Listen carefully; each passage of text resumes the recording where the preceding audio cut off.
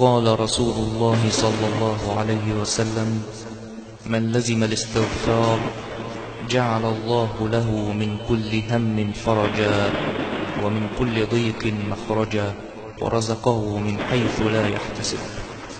فيا من مزقه القلق وأضماه الهم وعذبه الحزن، عليك بالاستغفار، فإنه يزيل غيوم الغموم، وهو البلسم الشافي والدواء الكافي.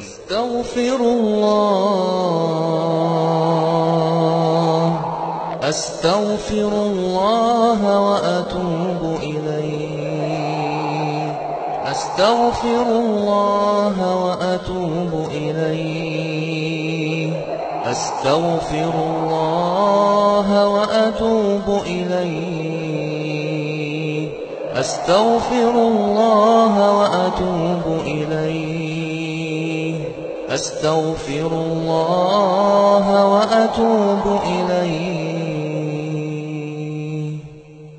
فالآن جئت تائبا نادما مستغفرا، فاصفح عني واعف عني وسامحني، وأقل عثرتي وأقل زلتي، وامح خطيئتي، فليس لي رب غيرك ولا إله سواك.